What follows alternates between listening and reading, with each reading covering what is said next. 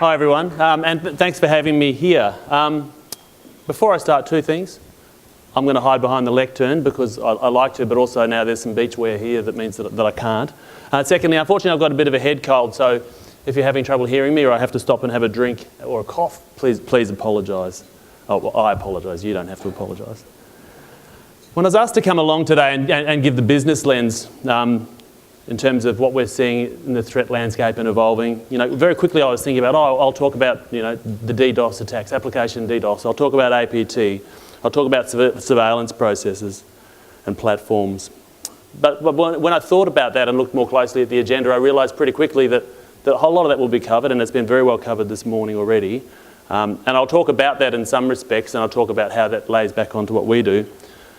But what I thought I'd do is talk about something slightly different, because what's keeping me up at night is the same thing that's keeping you up at night. And what I wanted to talk about is how we analyse why they're keeping us at night. So what are the motivations behind these new threats we're seeing? What are the influences? And how does that affect how we as a security competency do our planning and strive to stay ahead of the curve to keep the bank safe? Interesting thoughts from myself on this morning is as the conversation's gone on and nicely closed out by Howard Schmidt before, is the language that we're using today in this conversation, which is an industry conversation, is very reminiscent of the information operations and cyber warfare conversations we were having in the defence industry in the late 90s. So it's very clear that the battlefield has shifted from government and defence, and as well and truly, as has been highlighted here today, here in the commercial sector. An awareness and understanding of the influences is essential to the modern IT security team. We need to understand not only what the threats are and how to protect, but why they're coming towards us. If we ignore these influences, it really puts us at risk of being left out of the discussion. It damages our brand as a security competency and also dilutes our relevance. And ultimately, the world is moving so fast and the business is expecting us to do so much stuff that if we're not relevant, we as a security competency are likely to, or it's possible that we may be bypassed. When we're looking at the threats we're facing, there are some immutable facts that we do need to face into, and all of these have been touched on, and I'll touch on them in more detail today. One is that the cyber threat landscape does continue to evolve, and that's been clearly outlined already this morning. Increasingly, government and regulators are not only interested in how secure we are, but how we secure ourselves. So it's not just our posture, but how we implement that, and that has its own challenges, which I'll speak to. And significantly, the business is looking to innovate faster, harder and more often. The business is increasingly tech savvy and has very high expectations of what is doable. And the key factor that I see is that if we're not able to support and enable the business to deliver the new technologies, the new solutions that they want to deliver securely, they have options now and they can go around us. And that's the relevance piece that I was talking about there. So as a security competency, we're very keen to make sure we stay relevant and we're thinking with the business or staying ahead of the business to help them deliver their objectives. Historically, from a security perspective, and when we look at our competency, we've had to react to all the same things we do now. But the biggest challenge for us was keeping up with the bad guys. We had to stay ahead of that curve, or as close to that curve as possible, and certainly ahead of our competitors when thinking about how we protect ourselves against the evolving threat landscape.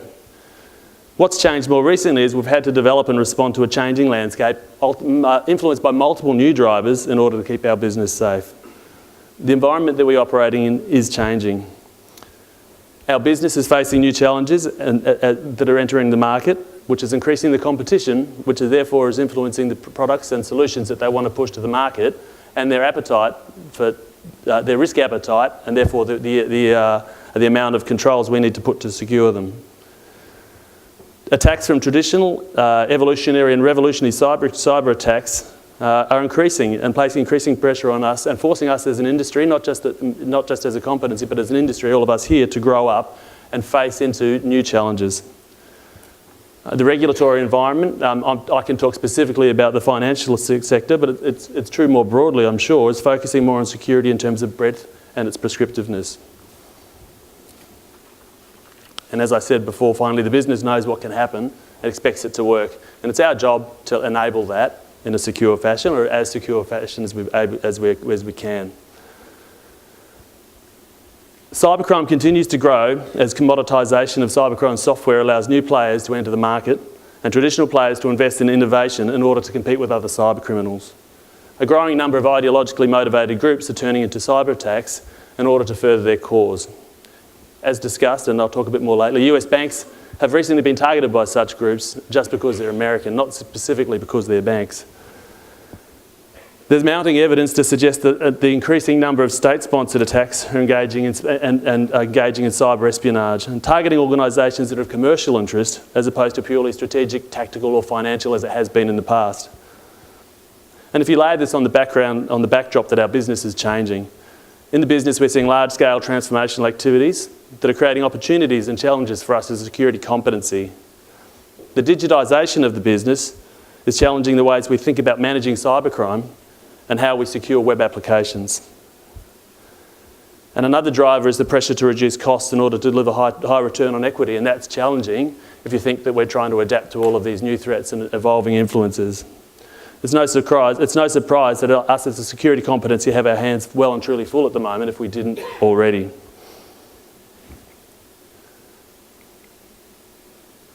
Just going to stay still. Yep. A number of existing and new forces are driving the strategic direction of security, and we can categorise these into three broad themes. The first is the threat landscape. This is where malicious forces could negatively impact our organisation, either through disruption of services such as the DDoS and denial of service attacks, or criminal activities such as fraud and extortion. These attacks could be politically motivated, cybercrime and financially motivated, or from nation states, as has been discussed this morning. Industry forces, such as those regulatory expectations that influence our outsourcing controls, our data risk management, and our privacy regulation.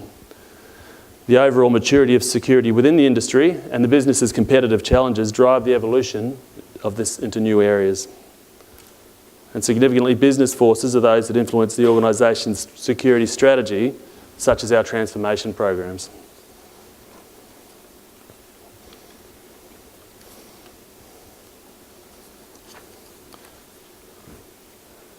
I think it's unfortunate that when I dissected that circle, the threat landscape looks like a smile, because I can assure you I'm not happy about the position or the evolution of the direction it's going. So don't misinterpret that smiley face. It's an unfortunate slice of the slide. As I said before, I don't want to dwell on the types of cyber threats we're facing, and more particularly what our strategy to protect and mitigate and remediate against those are. We're seeing a definite shift in the threat posed to all of industry as the cyber threat evolves. In some ways, the threats remain the same. The threats we're talking about today, DDoS, phishing, malware, website compromise, we've been talking about for a long time. What is evolving is their sophistication, their agility, and their ubiquity. Whilst the technical challenge of understanding their sophistication is important, we have tools, we have people, we have partners to help with that. It's being able to identify and react to the origination and motivation that is the game changer for us, helping us to understand and articulate our security strategy and how we'll support the business as soon as possible. When examining the influence of cyber threat landscape, we're seeing three distinct influences. The first is nation-state espionage. The recent reported emergence of nation-state-sponsored cyber attacks as a real and present danger and threat to corporate security continues to be the source of much discussion both within industry and the security practice in the whole.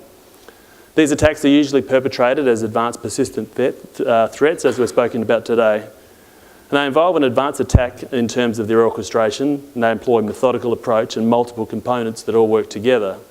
But significantly, the attack methods themselves are usually very simple, and usually their infiltration includes social engineering, as has been discussed today, and they actually exploit known and published software vulnerabilities. So the two lenses there are quite interesting. The focus of most of these attacks appears to be on opportunistic theft of information or disruption of services. From a security control perspective, once an APT threat has established its beachhead on the network, the attack really originates from within our trusted network and not from the internet, as traditionally has been the case. So historically, we've had very much a perimeter-based defence system. Whilst it's still important that we maintain the perimeter, obviously, and as has been discussed this morning, the methods that they exploit once they're in is forcing our security strategy to refocus its attention on getting some of the information security basics right as well, patching systems against unknown vulnerabilities and improving our security controls of access to information. So it's just not about the sexy detect and analyse stuff. We still need to do and come back and revisit the basic hygiene that we as a security competency should be taking care of. If we look at cybercrime, since 2011 the industry has witnessed a resurgence in phishing and targeted cybercrime activity. And I'm sure all of you have seen particularly the phishing attacks in recent times. And this is really quite complicated because it's a very difficult message to sell. Everyone knows you shouldn't be opening these links, but a classic example is that not everyone plays the game the right way. I got an email yesterday from my 8-year-old daughter who doesn't have an email address, letting me know that she's doing Jump Rope for Heart and click this link to sponsor her. That was a legitimate link. So it's very hard for us as a competency to sell and help educate the user community about what they should and shouldn't do when we're getting conflicting messages like that.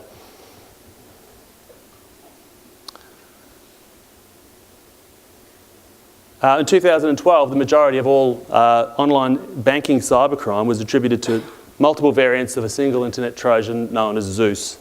Zeus is a pretty flexible platform that is a key part of a thriving underground economy, really, which has malware authors, pay-per-install providers, botnet providers, mule recruiters, etc. The whole life cycle. What used to be and traditionally was a small group of gangs in Eastern Europe has now grown into a complex and lucrative marketplace of professional service providers and product vendors with SLAs and economies of scale. And they're making executing internet banking fraud as simple as setting up a Facebook page. The net effect of this on the financial services security has been twofold.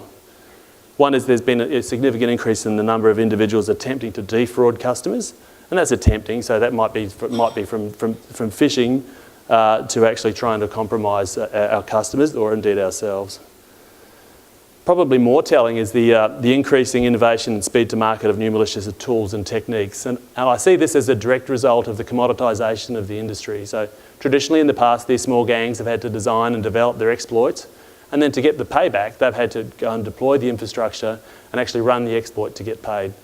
Now that we've got this underground economy and we've got all of the players set up offering services and different skill sets and they can do that for a better rate, it's in the malware developers are simply selling different versions of the malware. They make their money there and then they can quickly move on to a new and different variant which they can on-sell again. So that's rapidly increasing the cycle and with which we see new and evolving threats.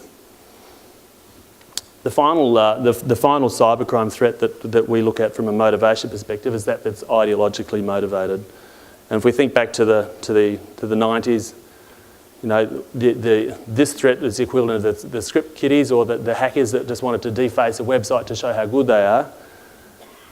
Everything old is new again. So 2012 was dubbed the year of the hacktivist by many security experts. Major players like Anonymous and Lulzsec brought to life with frightening effect the fear that many experts have held in the industry for more than 20 years. And that is that people could exploit security weaknesses in technology systems to further a personal or political agenda. What took us all by surprise, though, was the sheer speed and veracity with which these groups formed, how they mobilised, coordinated, and executed and communicated their achievements to the world. And there's no surprise that the advent of social media, the availability of strong encryption algorithms has certainly aided this challenge. While many organisations have focused their security countermeasures, rightly we thought at the time, on their network perimeter, we also focused on our online transactional systems, those things that we thought were important, where there's value. But the typical brochureware websites and other seemingly benign web applications that we thought unlikely to be the target of online fraudsters created the perfect platform for groups like Anonymous to send their message. The majority of attack techniques used by these groups were not sophisticated and highlighted again the need for organisations to remain vigilant when they're looking at their basic IT security practices, patching servers, secure coding best practices, secure design, testing and assurance and monitoring, all of the basic things we always should be doing, ironically are part of a key strategy to defending against some of these new and evolving threats. The success of Anonymous, continued global financial pressures and emerging political power shifts are all likely to drive sustained growth in the politically and ideologically motivated attack activity. Late last year, we saw a new religiously motivated group launch Operation Ababel. And this was a sustained and large-scale distributed denial of service attack against the major American banks. And it was in response to an online video posted on YouTube that criticised or insulted the Prophet Muhammad. And the attacks impacted the online services of Bank of America, JP Morgan, Wells Fargo, Citigroup and others. And this is interesting to us because given the experience from the US, it's not unlikely that Australian organisations would or could be targeted by ideological groups ideologically motivated groups, not because of something we have done, but because of something or some actions taken by Australia, our allies or organisations with which we share relationships. So security competencies need to refocus our attention also to protecting our high-profile internet websites as well as our high-value transaction and processing systems, which have traditionally drawn our attention. And I guess the other lens on top of that is, once again, reputation is now a target.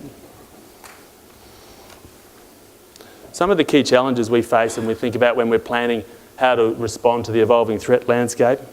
One is that you can't do everything, and you have to have a risk-based approach to your control suite. And this is really challenging. So it really is a complex piece of work for us to identify where do we want to invest our money and where can we apply our control so that we get a holistic defence rather than concentrating on having an adequate control at every level. It's simply just not doable. And possibly the biggest challenge is that criminals don't have funding cycles.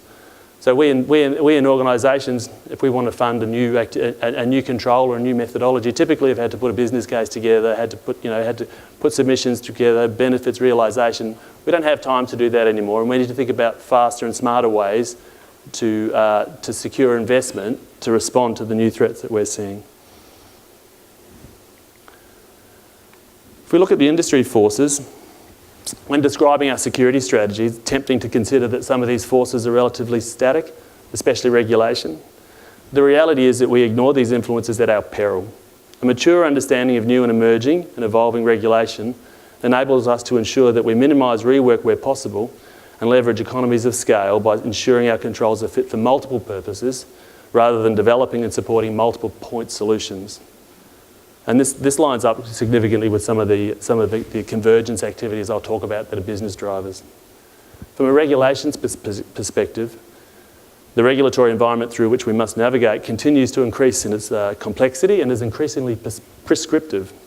Evolving regulation from traditional as well as emerging global auditing standards, driven largely from securities regulations in the US, are placing increased focus on information security to maintain people's privacy, the confidentiality of their intellectual property, and the integrity of financial transactions. That's not to say that we didn't care or we don't care about those things. We do, but the change in regulation is forcing us is taking away or has the possibility to take away our ability to protect it in the way we see fit, and it's being prescriptive and telling us what controls we need where. That's not wrong, it just presents a new challenge to how we fund and support our infrastructure. As a security competency, we need to ensure that we are developing controls that are designed to meet these obligations and that we do so in a manner that delivers the greatest possible business value. We must also ensure that our strategy remains ahead of anticipated changes to security regulation so we can avoid any unnecessary reactive investment that distracts us from achieving our strategic goals. If we look at competition, the financial services market is absolutely seeing evolving competition. In addition to our established local competition, large global financial services organisations are extending their reach to our shores. And small technology startup companies offering new ways of delivering financial services to technology-savvy customers are appearing. An example of this that's matured now is PayPal, who, an established global payments service provider born out of a niche opportunity from eBay. However, there are new startups like Braintree, who are doing $9 billion worth of transactions a day in payments, that are appearing regularly. These companies are small, they're aggressive and agile, and often have little or no regulatory obligation. On top of that, they operate greenfield IT systems that facilitate innovative product deployment. This means that we as a security competency must capitalise on our skilled workforce, our technology expertise and business engagement to evolve our security practice beyond technical security risk mitigation capabilities and towards actively contributing to our business competitive position. And we're seeing a security industry that's growing up. We're going through as an industry a real maturation phase. There are a number of factors that are driving this change. One is the material increase in cybercrime, cyber terrorism and cyber espionage that's being reported, and also the associated impacts to small and large businesses alike.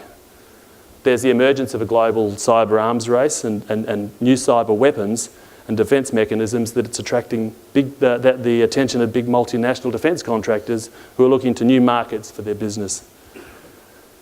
Commercial growth of the security market and the need for organisations and government to differentiate skilled and trustworthy suppliers. And increasingly government requirements from regulators driving organisations to improve the quality and efficacy of their security controls. This might mean the security controls. The force is already driving a number of significant changes to how we as organisations implement things like our risk management frameworks, which also improve how we might capture and manage our information security risks. This might mean a shift in the focus towards improving the quality and scope of our security posture measurement and reporting and security control assurance activities.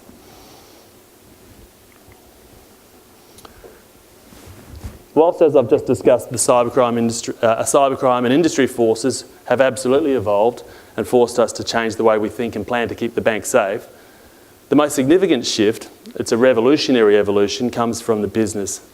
It's their understanding of what they want to deliver, the speed with which they expect to deliver it, and their appetite for change, which is unprecedented. From a security perspective, the challenge is not without its rewards. The fundamental dependency on adequate controls to support the business provides an opportunity for us as a security competency to visibly add value. And we can actually be seen as a truly enabling function if we get it right. But our business is changing. We're seeing large-scale transformational activities creating opportunities and challenges for us. The digitisation of our business is challenging the way we think about managing cybercrime and how we secure web applications.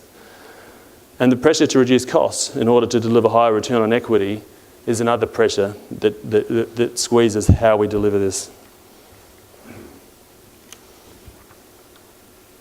The internet is changing the way people communicate and do business. Mobile internet is opening up the possibility for our customers to do business on demand at a time and place of their choosing. And as Andrew highlighted, and it's certainly true in our space, nearly 50% of our internet banking is now done from mobile platforms. The next generation of customers are growing up with this technology and have high expectations around information and services available to them online and when they need them. The ubiquity of the internet today, combined with the emergence of new web technologies that allow web applications to be more dynamic and fun, has created opportunities for innovative technology companies to produce niche products and services that add value to customers using the banking services. Examples of such innovations are account aggregators like Yodlee, as well as payments providers like PayPal and others that I've already mentioned. In response to these new challenges and growing customer expectations, banks and other financial institutions are investing in and transforming their online presences to ensure we stay relevant and maintain stickiness with our customers in this disruptive and highly competitive online market. Historically, as a security competency, we've had the luxury of a slow and steady game of cat and mouse with cyber criminals. We've been able to effectively monitor, analyse and deploy countermeasures to manage online fraud.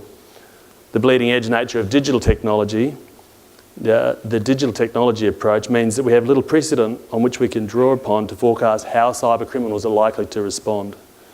The uncertainty around the risks of fraud in an environment of high velocity and technological change is challenging our traditional thinking around online fraud prevention.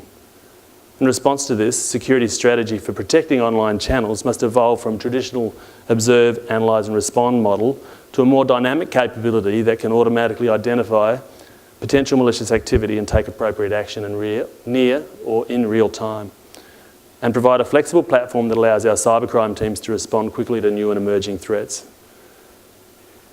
Added to this challenge is the off-network nature of a lot of the attacks we're seeing.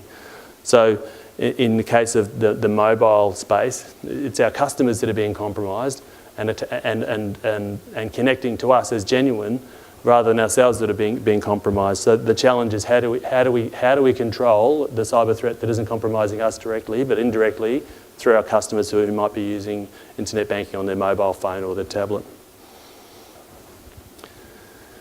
In response to the market, many organisations, and NAB are absolutely no exception here, are undergoing large amounts of technology and business transformation. Each of these transformation activities presents challenges and opportunities for us trying to maintain a security posture. The common theme across these activities has been the increased leverage of third-party suppliers to execute the change and manage the operation of technology infrastructure. While the responsibility for executing a function can be outsourced to a third party, the accountability of that function, and particularly security, absolutely cannot. Consequently, the breadth of outsourcing activity has increased the burden on our security teams to ensure that appropriate controls are implemented and to monitor and report on these and the ongoing efficacy of the controls. In order to govern these engagements, increased reporting output and visibility of the state of security of third-party suppliers is required.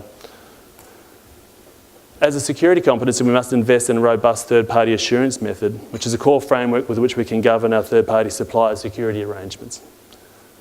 And as these large in-flight transformational activities transition from build phase into run, our focus needs to shift from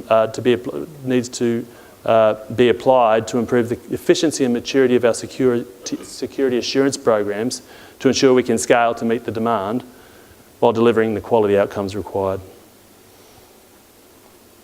If we look at convergence, in an economic environment where growth is expected to be lower than average, reducing cost becomes a key factor in achieving a higher return on equity, and I'm sure all businesses are facing into this at the moment.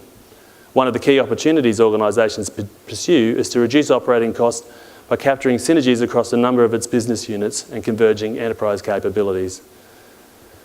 Within NAB, our sustained effort has been undertaken to converge security technology platforms, our processes and procedures across our Australian region and our wealth and wholesale business units. This enables cost savings to be realised through more effective enterprise software licensing, process standardisation, and really significantly economies of scale in terms of our security resourcing and operational people. An investment in security tooling and process uplift is also required to provide new tools to address specific new threats. The growth in the number of specialist tools combined with the operational convergence already undertaken creates an opportunity for further convergence of disparate controls in order to reduce the overall cost of licensing by leveraging our existing investment with suppliers, capturing our operational efficiencies through better integration of tooling in terms of information exchange, reporting and management, and reduce the training and skills required for the effective operation by simplifying our technology architecture and standardising our platforms. If I think of some of the key challenges we face when we're planning to respond to the business influences and forces, one is that we need to enable to be relevant. If we say no or we're too slow, the business will go around us. And in line with that is that technology exemptions really remain exceptions. So we need to be thinking with the business and working with the business to understand what they want to implement so that we can provide them with the adequate solution or controls they need rather than putting exemptions in place. And if we do, technical solutions need to be closely monitored, governed and funded. If we talk about some of the challenges that we're seeing, and again, spoken about in a fair amount of detail today already, the types of things the business are asking us to look at are absolutely the cloud. So we work with the business about what they want to do well in advance. So we're part of the discussion from the outset rather than trying to retrofit controls into the end.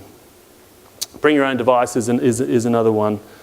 And the question was asked, how many people have a policy? I think probably everyone has a policy, but the policy probably just says no.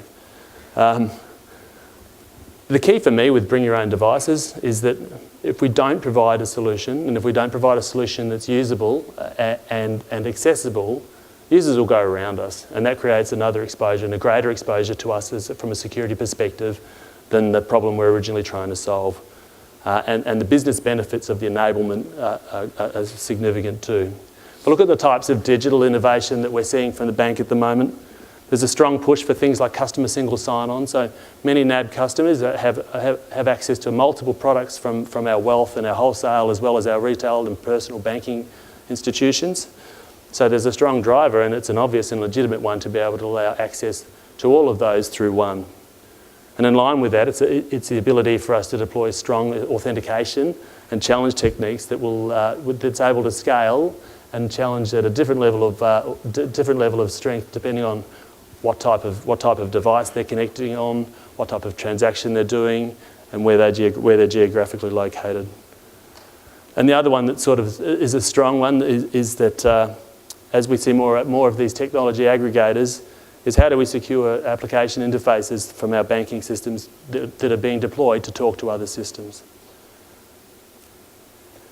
The obvious flow-on from this is, from our transformation activities, is the third-party and supplier relationships. And a real challenge for us is this supply chain management and the inherited risk that comes with it. Traditionally, we're very good at looking at our current third-party suppliers and making sure we understand their control and security posture. But what about our suppliers, and the suppliers? The chain goes down, and as has been pretty well discussed already today, once an exploit's been affected in one part of the network, it's only a matter of time before credentials can be walked through. What sort of things do we do to try and stay ahead of the curve? The key for us is to know what the business is planning and to make ourselves relevant and present enough to be included in the discussion at the outset of the discussions rather than at the solution design stage. How do we do that? We try and be as relevant as possible and be part of the conversation. We also try and be predictive. We try and plan what we think the business are going to do so that when the business come to us to have that conversation, we've already got a number of options, or we've already at least thought through the problem in advance. And trust is everything, so credibility and runs on the board enable us to be part of those conversations. Being helpful and an enabler rather than a blocker is critical as well. And finally, we need to be aligned. A security strategy needs to align tightly and accurately with the business strategy to be relevant. Sounds simple, but it's difficult. So to develop and deploy a successful security strategy, born from a forward view of the landscape, we have to be looking at multiple things and bring them together in a compelling way. We do this through an intelligence function, which is a tactical view of what are we facing now, what should we be doing to protect ourselves, and what might we need to do in the near future. We have a strategic practice management function that looks out 3 and 5 years to see what our industry peers are doing, what we think the landscape is going to look like, and what we might need to do now to prepare for what's coming. For big organisations like ourselves and also other critical infrastructure players, deep relationships with national security agencies are also important. We have close liaison with international and industry peers. We also do a great deal of navel gazing, constantly challenging ourselves through self-assessment. What are we doing? Are we doing the right things? What's next? What could we be doing better? What are others doing? Which aligns nicely with our market or competitor assessment to see if there's something else that's been doing or being done that we should be doing too.